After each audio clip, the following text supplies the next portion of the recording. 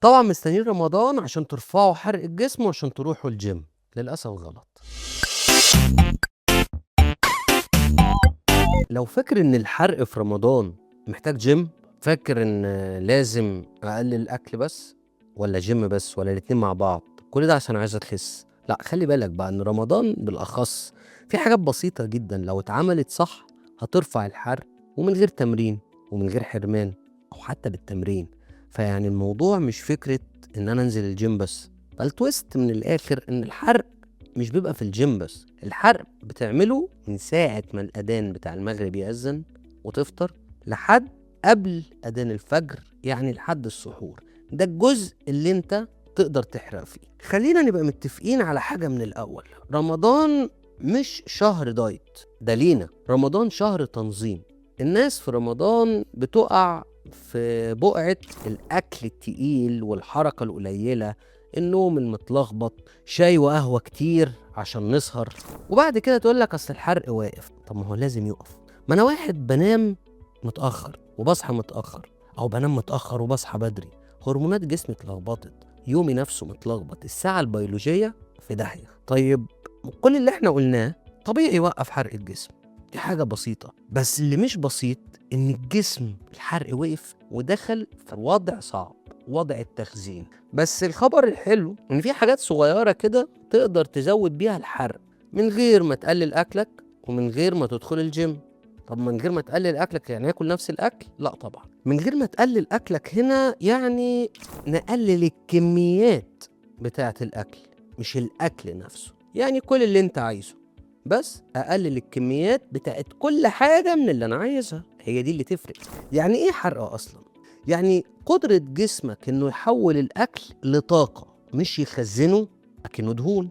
واكتر 3 حاجات بتقفل الحرق، بتودي الحرق في داهية: الانسولين العالي، الكورتيزول العالي، والنوم السيء للأسف. ورمضان بيزود ال3 عند كل الناس. فهنا الناس هتقولي ما هو رمضان كده، اقول لك لا، مش رمضان اللي كده، انت اللي غلط، مش رمضان اللي غلط.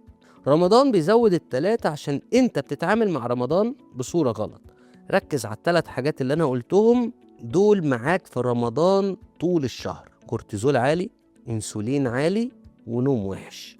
تعالوا نظبط ال3 وهنشوف الفرق عامل ازاي. طيب الحركة الصغيرة بتفرق اكتر من التمرين. الدراسات بتقول ان الحركة الخفيفة بس بعد الاكل بتقلل سكر الدم بنسبة بتوصل من 20 ل 30%.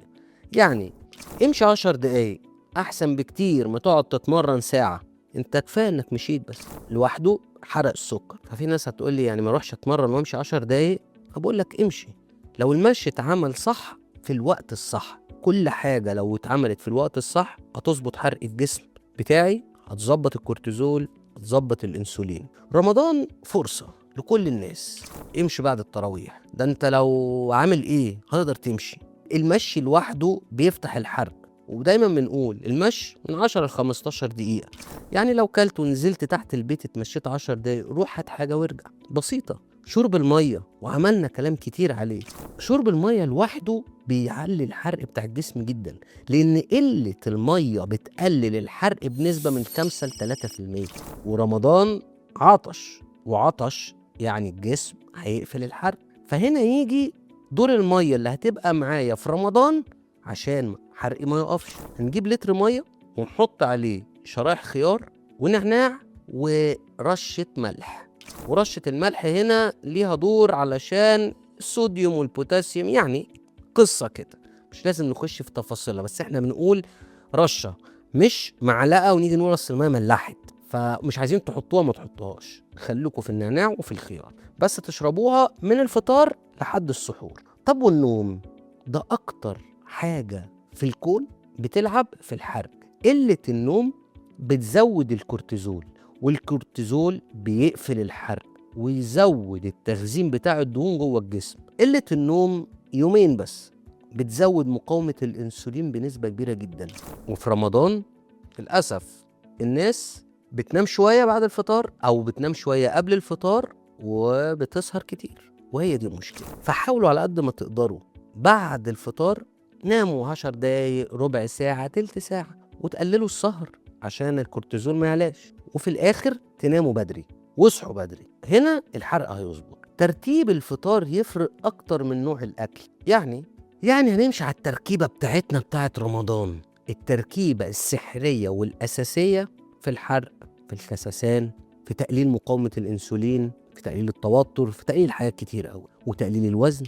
مغرب يأذن، شويه ميه، 3 تمرات، وبعديها بربع ساعه نفطر او نتغدى، شوربه، ثم السلطه، ثم البروتين، والنشويات في الاخر. ودي اللعبه بتاعتنا. المشروبات البسيطه بترفع الحرق زي القرفه، الجنزبيل مع ميه دافيه، الحاجات دي بترفع الحرق جامد. وطبعا الشاي الاخضر، ويا سلام لو نعمله بعد التراويح. ليه؟ لان انت في التراويح بتكون عملت مجهود، فلما هتشرب كمان بعديه شاي اخضر هيفرق معاك جدا في الحرق. السحور لو غلط يقفل الحرق تماما. السحور لو مليان سكر زي ما الناس اللي بتاكل سكر بالليل تقولك عشان بكرة يديني طاقة، وهي دي المشكلة. السحور اللي مليان سكر بيزود الجوع اكتر، وبيزود الخمول، وبيتخزن. فهنا احنا في مصيبة. فنتسحر صح، بروتين، دهون صحية، وخضار. وقلتها دايما، بيض، جبنة قريش، خيار، ده اوبشن تاني، فول، زيت زيتون، وخيار. التويست مش انك محتاج جيم ولا تحرم نفسك ولا دايت قاسي. انت كل اللي محتاجه توقيت صح، حركة بسيطة، نوم احسن، مية اكتر. في رمضان الحرق مش واقف، انت اللي محتاج تفوقه.